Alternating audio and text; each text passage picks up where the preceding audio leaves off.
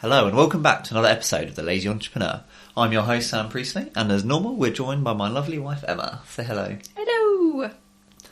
So today I've got quite a good story, I hope, for you. It is the story of my attempt to start a tech startup back in 2012. We started in early 2012. I was 22 at the time and 23 by the time the story ended. We started working on it in about February, March, and we sold it just before Christmas. Which sounds like a real success story. Some things about it were quite successful, but generally the successes that happened were more out of luck than anything, and really it was just one business mistake after another, kind of chained together with kind of naive arrogance and optimism thrown in. So I can't talk too much about the exact details of the agreements we came up with at the end of this because it's covered by a confidentiality agreement. But I can talk generally about it and the basics of what the business was. Sound good? Sounds good. What did you hope to get out of starting a tech startup? That's an interesting question and a good point, because what do I mean by a startup? Why am I calling this one a startup and not all the other businesses that I talk about on this podcast? And the reason is that I kind of separate in my mind types of businesses, one of which is a startup. The other ones are what I call like lifestyle businesses. Yes. And most ones in this blog are about lifestyle businesses where the point of the business is to promote your lifestyle, to build enough income, enough sort of freedom of time to live the life you want. Whereas this business was the other type where you're almost living your life for the business. Yes. And where the business is the end goal of what you're working towards. And so the idea was this would be like Facebook or Google or something like that, something we would pump loads of time, energy, money into. It would grow to a big amount and then we sell it on for millions and millions and millions. Yeah, because with this startup you had an office and you had staff, whereas all of your other businesses you can run in your pants in your bedroom. I think that's a bit of a generalisation, but it is a generalisation, but it's also quite funny. Yes. Yeah, so that was the end goal, really, was to go from kind of... Because I was already working on some businesses at the time and I was making good money, but what we wanted was to take things to the next level, to go from, the 6 figures to the 7 figures. Yep. So you already have money to invest in this business? Yeah, and the way this worked was that I had a business with there was 3 of us, which I talk about in one of the other podcasts. If you listen to my professional gambling podcast, yep, we talk about what we were doing. And all the time while we were running our main business, what would happen is one of us would be given kind of the time and an investment to go off and start a new business. And that's kind of how we ran it. They would keep bringing in money, and I went off and ran this business. Yeah, started something new. Started something new that hopefully would eclipse everything else we were doing. Yep. And spoiler alert, it didn't.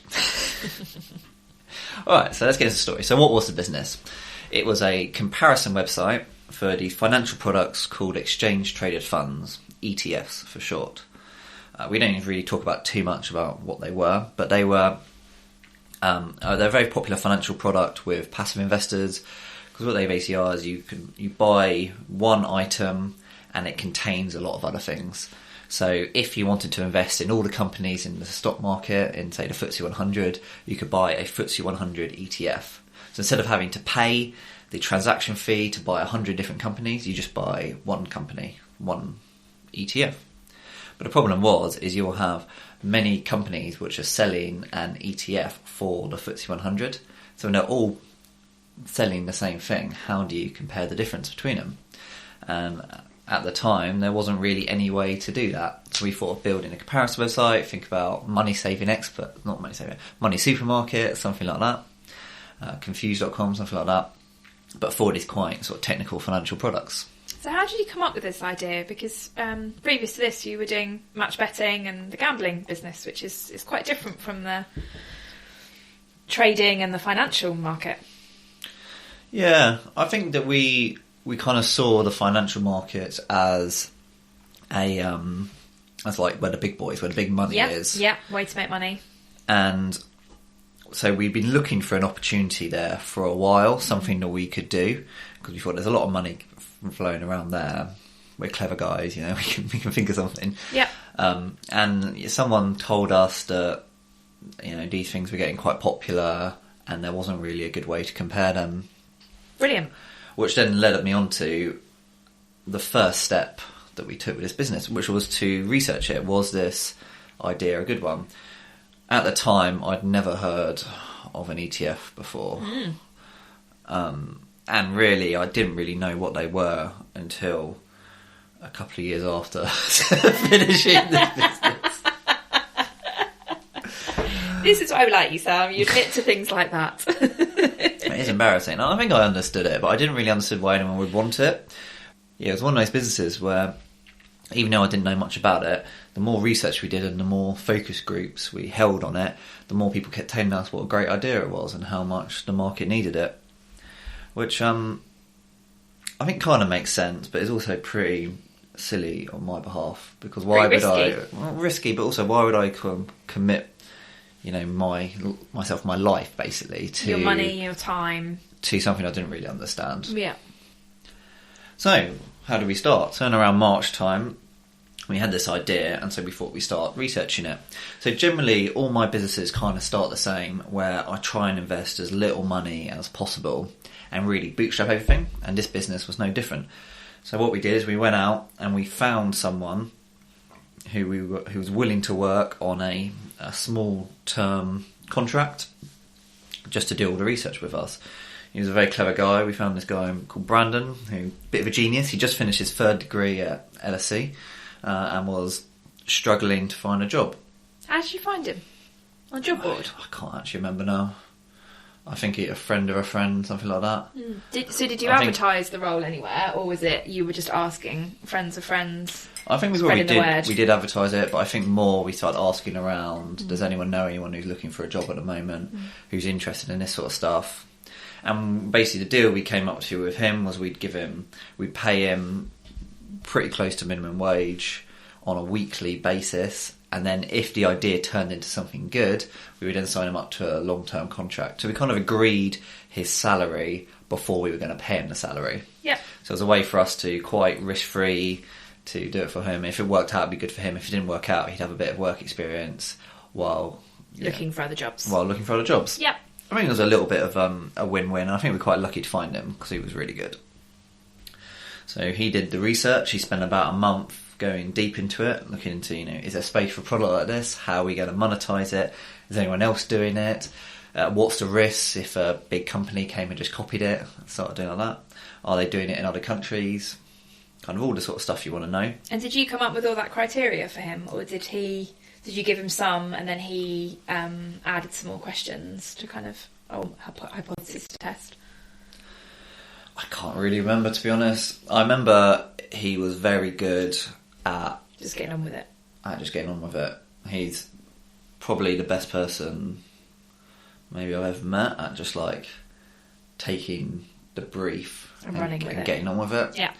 You were very lucky. He was very much chasing us for feedback rather than us giving feedback or chasing up. And he was like hassling me to give him more work or better defined goals and feedback, which is great and I've never had that with anyone else ever since. No, we were very lucky. And I'm going to talk a bit more about employing people a bit later, because while we got very lucky with him, we weren't so lucky with some other stuff we did and the other ways we went about recruiting. So that was the first step, not spending much money, and this is when we really got some really good feedback that it's a good idea. Thinking back, I don't think he was biased with his research, but thinking back, the way we structured it would have been good for him to be biased, because we're basically asking him, is this a good idea? If it is a good idea, we'll give you a full-time job. So he wants to come up with the answer that yes, it is a good idea. But I don't think he's not that sort of person, but that's probably another thing we were quite lucky about. So then we went and we started to build a cheap prototype of this comparison website. I have a computer science background, but I'm not very good at web development, which is what this was. So we went and we found a team in India who would build it for us. We went on all the freelancing websites, Yep. Put up a job description of the project, and eventually hired someone. And I've written down what it was in pounds. It was £1,223 for this fully working website. God, that sounds really reasonable. And they built it. There's pictures of the end result they made on the blog, which I'll link to in the show notes. And it worked.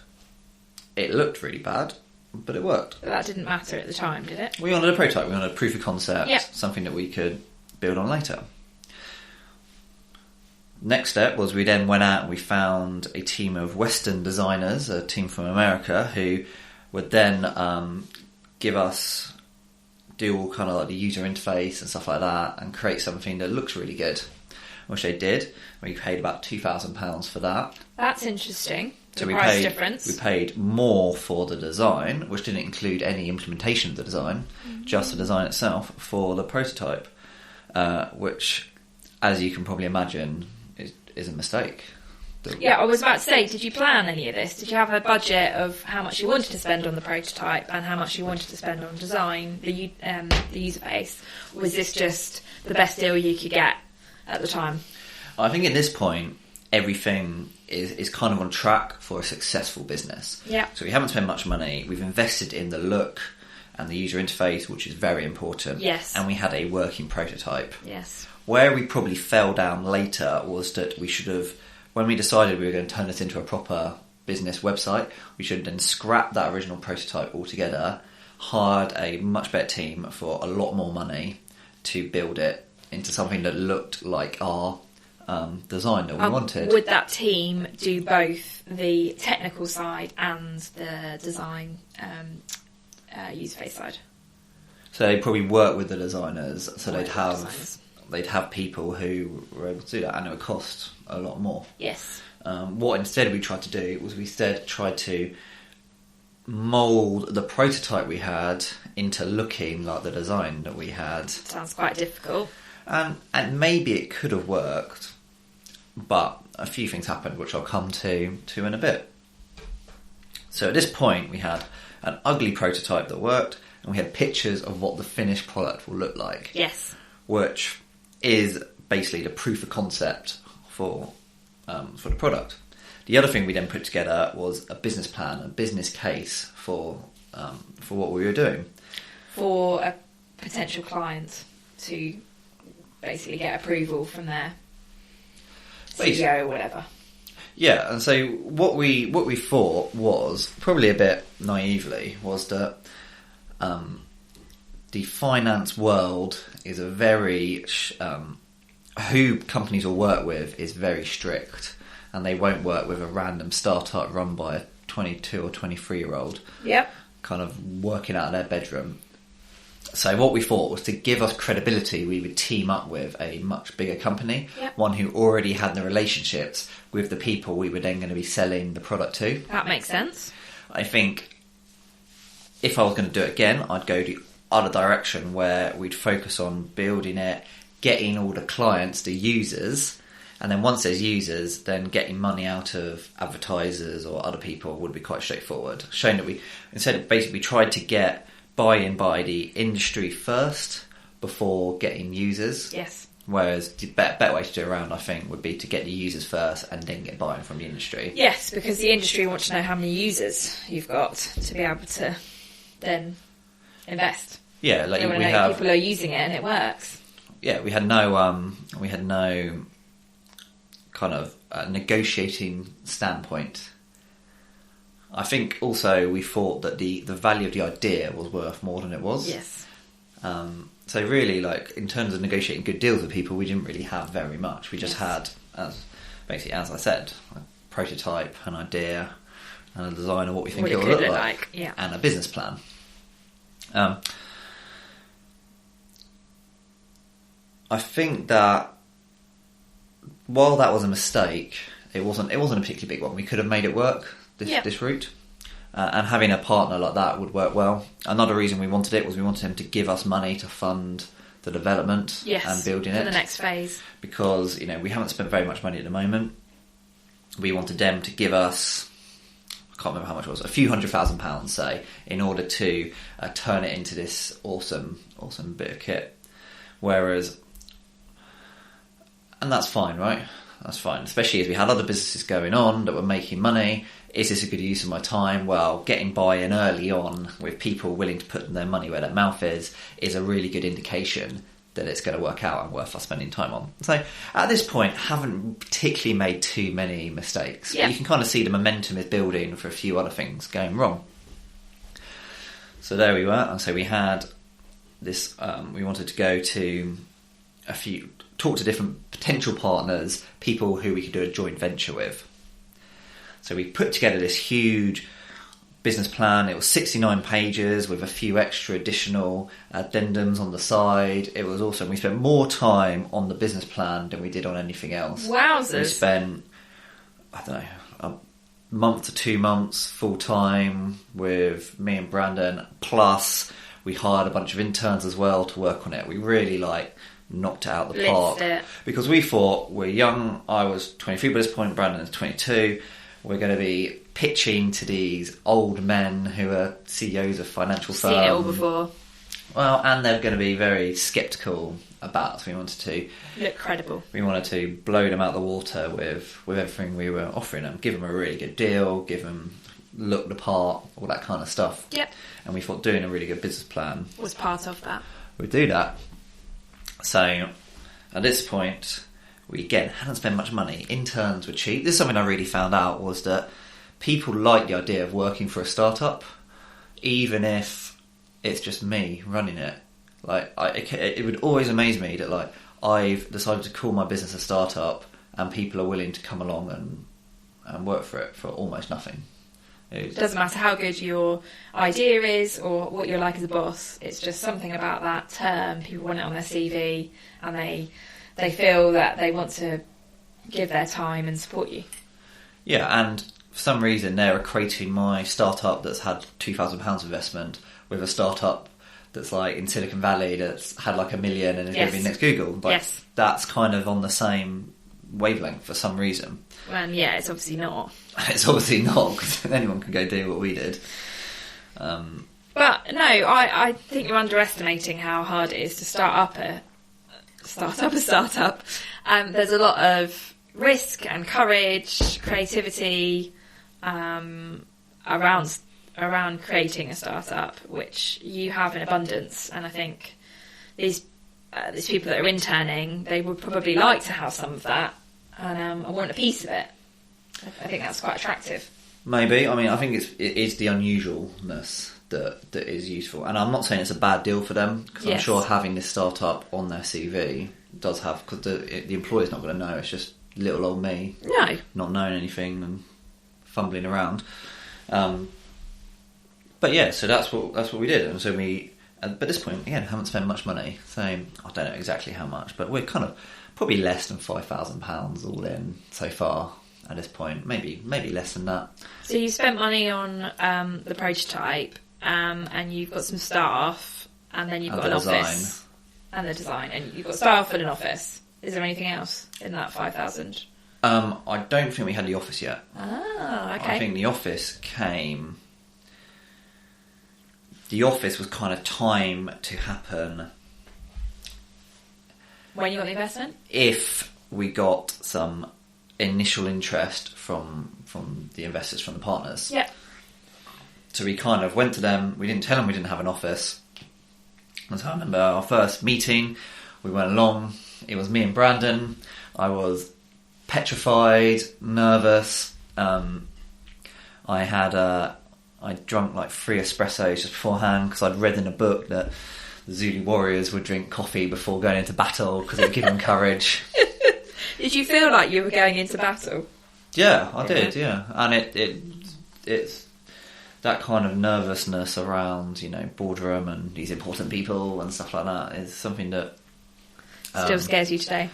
It's something that I've worked very hard on over the years to get over, which I've talked about. Look on the Comfort Zone podcast for where I talk a bit more about that. So we went in and we blew their socks off, and they were really impressed by us. Everything we had was much more than they anticipated that we would have. Fantastic. And I think at the time, and maybe still now, there was this thought about there were all these young people making a lot of money with clever ideas in tech. Yes. And these men who'd been working in finance since like the 70s or 80s, maybe earlier, didn't really understand computers and internet and all this kind of stuff. It was a bit of voodoo, but there's obviously a lot of money to be made in it. So us coming in, I think in some ways being young actually helped us a little bit, because it added they're young enough to know all about this stuff. And then we had the credibility of like, look at all our amazing business plan, look at all the work we've done to it, look at all the market research, look at this prototype that's working, look at the designs for how it's going to look in the future. All we want from you is a bit of money to keep us going, your name to attach when we go into meetings, and then you'll get 50% of everything. And I think that's basically the deal we offered them. I can't remember exactly. And I probably can't tell you exactly what it was anyway. And it worked really well. So then we left, we were buzzing. We were like, I was going to ask, how did you feel? Absolutely buzzing, Yeah. this is going to happen. And this is when we started scaling up and we started trying to turn it into... We got the proof of concept, we got the promise of a buy-in. How exciting. How exciting. So we left that meeting with the next step was we would put together a heads of terms, like a 1-page sheet laying out the details of the deal. Do you have any idea how to approach that? A little bit. So what we did is we left, we went back to back to my bedroom where we were running business from, and we said, okay, we need credibility. We need a team to start. We need to turn these prototype and this design into an actual working website, and we need to put together this deal with this company. And we knew that they would be doing more due diligence into us than just that initial meeting. So that is when we went and we rented an office. Yes. So I rented an office in Broadgate Tower, which is a skyscraper just on the edge of the Shoreditch Triangle, which is the Silicon Valley of London, yes. The Silicon Roundabout, around that sort of area, but also in the city, which is where all the finance is. So it was in this kind of crossover geographically where tech finance startups are. It was also relatively cheap because this was not that long after the financial crash, so there was a lot of empty office space in London. And so it cost us about $1,500 a month all in on the 12th floor of this skyscraper, an office for 6 people. So quite a good deal. And we got the first month free. I put it on my cashback credit card, so I was getting a little bit back. And also it really helps with your credibility. And helps now you've got a credibility. letterhead with an address. You're in the right place. You could have client meetings there. All of that, and we can, when hiring people, we got somewhere for them to work. Yes. Rather than just meeting up at coffee shops and Yes. places like that. We did that. We get branded onto a proper contract. So, but how do you do all that stuff? So we went out and we found a lawyer who would help us put together the heads of terms, do all the employee contracts and stuff like that. So at this point, we chucked quite a lot of energy at the project. Well, it sounds really exciting. Sounds really exciting, and we'd got the initial yes, go for Yeah. it. So this is where our spending started to ratchet up. And this is where the biggest mistake, not the biggest mistake, one of the biggest mistakes was that we tried to fit that prototype into the design. Yeah. The Indian team who built it to begin with had disappeared. Yeah. They just stopped replying to emails, and so we couldn't get them to make the changes. So we took a group of developers in-house and started to try and change their code so it would fit. Rather than start from scratch again. Rather than start from scratch, which if anyone has any experience with software development is a really bad idea. Yes. It would have been much better for us just to start again from scratch. Yes. And taking the brief of what worked with the prototype, but starting from scratch. And so we ended up spending quite a lot of money on... And time. On developers and stuff like that. We hired some quite expensive developers that we probably couldn't afford as well. This wasn't quite yet. This was a little bit later after we realised we weren't getting anywhere. with this. Did you find these developers the similar way that you found the did you go on like Upwork and freelancing websites? Yeah, we did some job posting. I also, contacted a couple of universities, see if anyone was there. I have fairly recently graduated, done my masters in computer science, and so I contacted people from my degree course, see if anyone was around and willing to work on it. And I put together this motley collection of people, all of whom had their strengths, but when put together didn't really work at all.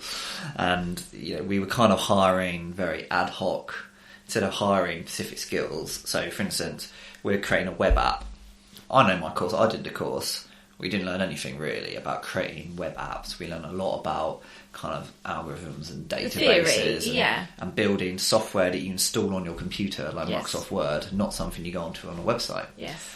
So why did I go ahead and buy a bunch of software developers who had graduated from the same course as me and had the same training skills as me? Yeah. Because I was like, well, we can all learn it. Not so easy, right? So we were doing this, working quite hard to get something to build our value with this other... Build the product. With the partner that we were working with. Yeah. So we worked hard on that. Put together our heads of terms. Took them to the partner, and this is where what I'm calling like the cycle of contracts began. I thought we'd be able to crack out a contract within like a couple of weeks and have something ready to go. That's not what happened. That is so optimistic. Yeah, I thought we'd give them something and go, yeah, that looks fine, and sign it. That's definitely not what happened. And it's not that's not how business works. They took it and they were like, that looks alright. Our lawyers will look over it. The lawyers came back, made 101 changes. Yes. They gave it to us. I took it to our lawyer, and our lawyer's like, no, they're basically like saying they own your soul. Yes. So I'd go, change a bunch of things, send it back, and they go, oh, we'll give it to our lawyers. And we had this long process with lots of middlemen, which just went back and forth. Well, there's a whole industry on people's jobs rely on just making small changes to contracts. One of my best friends from university does that. Well, and I think that I had quite a naive idea of what contracts were at the time. I thought that what was in a contract is what happens. No, it's not. Which is not the case at all. Really, contracts are only as enforceable as you want to enforce them. Yes. So if there's something in there that you would never go to court over, then it doesn't matter that it's in there or not. They could have a contractual obligation to you for something, but if you're not going to enforce it, then it kind of doesn't matter. Yeah, and in that case, it satisfies your kind of client's legal team's company policy, but it doesn't really affect you. So we went back and forth. Eventually we got the heads of terms done. Then we went on to the actual contract, which went back and forth. So this was all going on. Cost us a lot of money, by the way. Lawyers are very expensive. Yes. You're talking £200 plus an hour for the cheapest. And every time there's a new range of amendments, that's a few hours' work. Yes. So that's getting expensive. On the other end of the spectrum, we've got the development work wasn't going very well. We eventually fitted our kind of square prototype into the circle peg of the design, and it didn't look right because it didn't. We put this kind of clunky thing together that didn't really work. Was it working? It was working, but in some ways it was no better than the original prototype because the design didn't look good once we translated it into this prototype design. And we were spending a lot of money. And we got to this point where we were spending about £10,000 a month on this. And this is before we got any investment, by the way. And we weren't even asking for that much investment. And, we couldn't release a prototype. We couldn't start getting customers until this agreement had been sorted. It just went... You're in this not very nice place where you're throwing all this money at something that it might not even come off. And there wasn't really like an end in sight either. So how long is this contract going to take? You have no idea. And every round of amendments sours the blood a little bit more. Yeah, because it's costing you. It's costing me. It's costing them as well. Yeah. And they're, they'd get their programmers to come and look at what we were doing, and they'd feedback saying it's not looking very good. And yeah, it just wasn't. It was a tough time. It wasn't. It was a really tough time. We were working very hard, kind of not in the right ways, I think. Yeah. There was a later meeting which I knew was coming up where we had to demonstrate the website and the progress we'd done on it. And a week before, I looked at like what we'd done, what we'd spent the last 6 months or so working on, and I was like, we can't show this. This is terrible. Oh no! Like this is going to do more harm than good to show it. Wow. So a week before, I started again from scratch, and I built the whole thing in a totally different platform. So it was much better in a week than all the work we put onto for the previous 6 months before. Are you completely insane? I did like 20-hour days for a week. On your own? On my own. What did the rest of your team think of this, or did they not really have any say? Well, one, they didn't really say, and then two, when they saw the finished product, they were really impressed.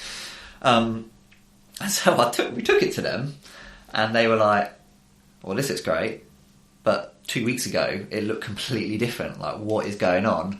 And I was like, oh, it was all the back end was kind of there, and I just changing the plugins, the design, blah blah blah blah blah blah. But like, and they kind of bought it, but kind of didn't. At this point, they weren't really trusting us anyway. It was so that is a story like kind of demonstrates just like how ridiculous this got. That we'd spent 6 months, £30,000 or so building this thing, and then just got rid of it all and started again from scratch. How involved were you in the detail of what the developers were doing that you hired? Because, I mean, you made a point at the beginning that you all kind of had the same experience, but do you think you learned a huge amount about developing and like the design side through the 6 months?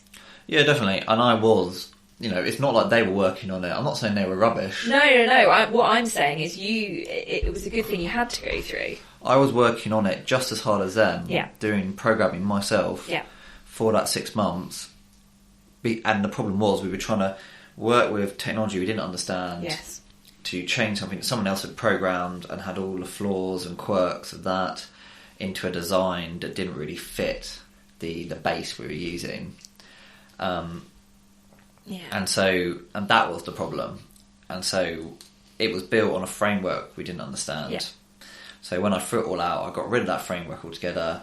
I moved on to stuff I did understand, and I didn't bother doing a design. I just used the design that's kind of built in with the stuff we were using. So I used something called Twitter Bootstrap, which is a very easy way. It's where Twitter, the team in Twitter, have gone ahead and they've built kind of templates for how a website should look with perfect functionality and usability and the text sizing, spacing, and all that kind of stuff. And so I just went and used all of that, and it looked a lot better than what we'd done ourselves. You know what it's like, where like the font is just like the wrong size. You know what looks good, even if you can't. The spacing just looks a little bit off. You know what is a good website, and you know what isn't. Do you think if you had done that at the beginning of the 6 months, so when you hired all these developers and if you'd started again with them, you would have created a better end product? Or do you think it would have been about the same? Because actually, during that 6 months, you all went through quite a learning curve, and it wasn't until the 2 weeks before, the week before the meeting, that you could actually have created a product that good. Yeah, that's an interesting question, because if I knew now which obviously you wouldn't. If I knew then what I know now, which I don't. Yeah. It definitely would have been better for us to start again from scratch with technology that we all understood. Yeah. That is a no-brainer. But there still would have been a big learning curve. There would have been a big learning curve, and none of us were web app developers. Yes. So what would have been much better is find people who actually had the skills, who were all already familiar with the same technology to work on it like that. Yeah. And we would have got something much better. It just sounds like with the people you had, the time you had, the decisions that you made the best of a tough situation, and you saved the day. Well, I don't know about that. I know you wouldn't put it like don't that, know but about I that. would. Well, thank you very much. That's why I married you. So here we were. We weren't getting anywhere with our contracts. And I'm reporting as well to my business partners. And they're saying, you're spending 10 grand a month. Where are we at? How? And bear in mind, our business plan wasn't that ambitious anyway with how much money we'd make. So the more we're spending, the less viable this is looking. So we had a kind of a crisis meeting. What are we going to do now? And we had been approached by an investor. Basically, I had a crisis meeting as well with our lawyers, basically saying, look, I'm not sure what to do here. We're burning through cash. Yeah, we're hemorrhaging it, yeah. In order to get this to something we think is good enough to release to the public and start bringing in revenue, we probably need another, £50,000, £100,000, something like that. So I had that, and then had the same kind of crisis talk with my business partners, along with saying that the people we're looking to do a joint venture with, this is looking like it's not going to work out. Like, we're still working towards this, but it's not going to happen anytime soon. It's not going to happen soon. We keep hitting more stumbling blocks, and we don't want to spend another however many thousand on lawyer fees for this. So our lawyers were like, well, we know a bunch of people, investors, who might be interested. Should we put you in touch with them? Which they did. Very nice of them.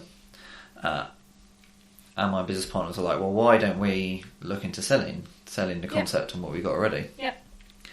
And so we ended up with these two options that we could take on investment and then commit to it. Probably another 6 months before there was something ready that we could release. And then it would probably be another 3-4 years before it was at a 7-figure sale position. Yeah, 7 or 8 figure. Something that was worth a lot of money. Long term. And I think by this point we'd had enough proof of concept that putting in another 3 or 4 years, and it was a very real possibility that it would be worth 7 or 8 figures at that point. Maybe not 100% possibility, but it was it was the most likely result if we got it to where we wanted it to be. It would be worth a lot of money. Yes, that's quite exciting as one option. That's an option. The other option was we were pretty sure that people would want to buy it. We were pretty sure that the concept was still very popular with the people we were doing we want to do the joint venture with. Yep. And we were pretty confident that if we gave them the option, saying this doesn't seem to be working out, why don't you just buy it and do it yourselves? Yep, you thought they might bite. We thought they would bite. So we had an investor come round, inspect our office, chat to us, and he kind of said, yes, I will invest with you. We didn't get as far as heads of terms or anything. No, but that's what you wanted. You wanted a positive response. So both options were very real. But the problem was, and one of the reasons why I'm where I am today, is that I had by this time realised that I didn't really enjoy working on a startup. Yeah, I was waiting for you to say that.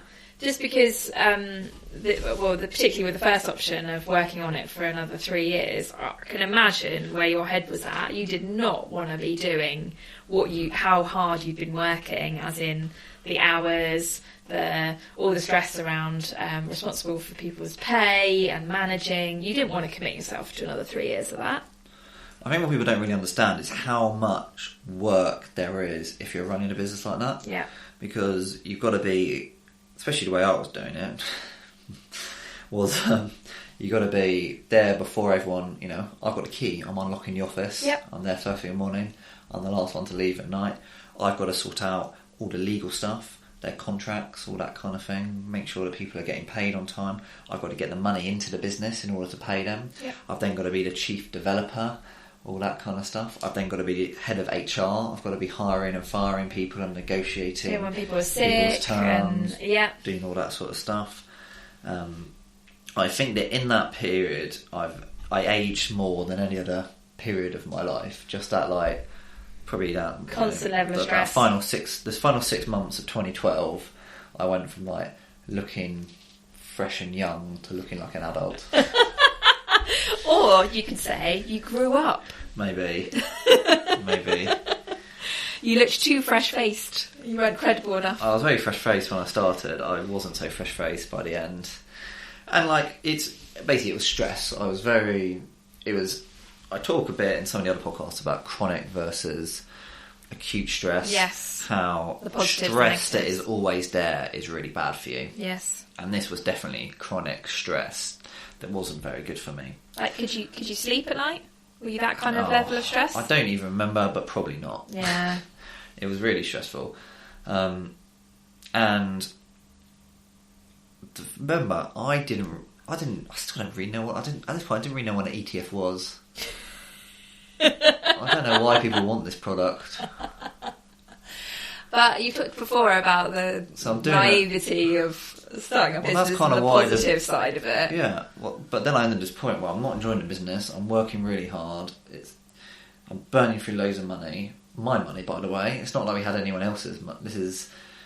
Your hard-earned cash. I'm 22 and I'm spending thousands of pounds of my own money a month on something I'm hating. Well, like you always say with these starting businesses, if you had any idea how much went into setting up the business, you would never do it, looking back on it. But you always learn so much. Yeah, we can come to the lessons learned and the positive stuff in a minute, but the end of this little rant I'm having about how little fun I was having working on a business I didn't enjoy was that I just decided that we would try and sell the business. Yes. So we went to the partners, said, do they want to buy it? Yep. The other thing to remember is that we had a few employees at this stage, so I didn't want to just, I wanted to look after them as well. And by another company buying the business, they would then take on those employees. Yes. And that's effectively what happened. So we proposed this, they said, yes, in principle, let's agree on a price, and we want to do some due diligence on your code and things like that. Yep. Blah, blah, blah, blah, blah. Which all sounds fair. It all sounds fair. I think we agreed this maybe like a week or two into December. I'll probably have the date right now somewhere. Let me have a quick look. I think 9th of December is ringing a bell for when we said this to them. And the business was all finished and sold before Christmas. And how did we do it so quickly? And you think that why is a joint venture different to a contract for the sale of the business? And the reason is that we basically agreed to most things immediately with the contract. Because this was the end of a relationship, not the beginning of one, the exact details of line by line on a contract matter a lot less to me. Yes. I can't say how much we sold it for. It was enough to make a little bit of money, but not a huge amount. We covered all our expenses and made a bit of money, and we had some future earning stuff built in there as well. But it wasn't enough that it would be worth either of our points, either us or the business who bought it, to go to court over a slight breach in this contract. Yes. And this was the end of our relationship, so they were taking it on. They could do what they want with it. We just had to disappear and not compete with them. Yep, and you were both happy. Both sides were happy with that. Both sides were happy with that. So the lawyers had a little fight over it. I then went and sat down in an office with their head of legal. We got our red pens out, went through the contract, and just agreed then and there the changes we were going to make. And we both agreed that we would not listen to our lawyers and just make these changes and then sign it. Yep. And that's what we did. In it was how refreshing. They took on our staff, our staff all got pay rises out of it, which was good for them. They took over all the code and stuff like that. We had a no-compete, and then went your separate ways. Went our separate ways. And that was a very, very happy Christmas. Yeah, I was going to say, that sounds great. After the stresses leading up to this high-stakes choice, it sounds like a really good result. And I think that's why at the beginning I said that on paper this sounds a real success story. Yes. Ran the business for a very short amount of time, really, less than a year, sold it, made a profit. Learned an absolute ton. That sounds great. But we were lucky. We were lucky that they were willing to buy the business. If we'd had to shut it down, it wouldn't have been so great. We'd have lost a load of money. Yeah, a lot of things could have gone catastrophically wrong, and they didn't. Yeah. And I think the most important thing... So I met some amazing people through it, so I'm still in touch with quite a few of the people who worked on that, and they're all doing really well, and a few of them now earn much more than I do, which is good. You should get Brandon on to do a podcast. I'd like to. He's definitely a character. I bet he's got some really interesting... stories. Yeah. Yeah, and I kind of thought at the time, even if this fails, it's basically like paying for education. Like an MBA will cost you £60,000 a year. This was a year, cost similar to less than a year, but basically I think by the time we sold it we'd spent, I've written it down, £53,000 or something like that. That's such a good way to look at it. 52,200, that's less than an MBA, and I probably learned more than a typical MBA person would. So in that respect, it worked out. And looking back, I'm glad it all happened, because it's great content for this podcast, and I learned loads, and it was interesting, and it taught me that the type of business I want is a lifestyle business and not one where I'm managing a startup or managing a really big company. What were some of the highlights in terms of the learning? Like, was it around the management stuff? Was it around like the technical stuff? I see like you improving your development skills. Like, what were some of the... So the technical skills I did end up using again for other businesses. So that was good, but not really that key. The main thing I think I probably took away with it was just how business actually works. Yeah. Like how the contracts work, and working how with the lawyers work, how do you hire people, what does an employment contract look like, how much can you get away with doing yourself versus hiring an expensive professional to do for you. Yeah, and things like creating the business plan, like how much work needs to go into it. Yeah, all just loads of good things really. Yeah. I learned, how do you get an office, how do you hire people. I learned how to not hire people. Yeah. I learned a bit about management and about how that is a big weakness of mine, that I'm not very good at managing people, and that's something I still need. That's been one of my New Year's resolutions for ever since this business really, that I want to get better at managing people. Learn a bit about the dangers of outsourcing to somewhere like India. Yeah. What happens if they drop off the map? You might get a really good deal to begin with. I learned the dangers of trying to amend other people's code. I learned a lot about myself. All sorts of things. Yeah, sounds really good. So that was good stuff as well. I think this has been the longest podcast so far. And you said it was going to be really boring when we started. I did, yeah. So hopefully I haven't bored you too much. No, I've actually been really excited about this whilst talking about it. That's what I thought, because it's a story because we didn't really know each other at this point, so it's a story that you haven't heard before, and I thought you might be quite interested. Technically, we met in 2012. Yeah, so we met at the beginning of this adventure. Yeah, let's leave it at that. Well, thank you very much for listening. I hope it hasn't been too long and dull for you. I'm going to be doing some question and answer podcasts soon, so if you have any questions, please email them to me at hello@sampriestley.com. You can ask whatever you want, but I might not answer it. And yeah, as always, if you have any feedback for me, especially if you want to leave a good review. I'd really appreciate that as well. Goodbye. Bye.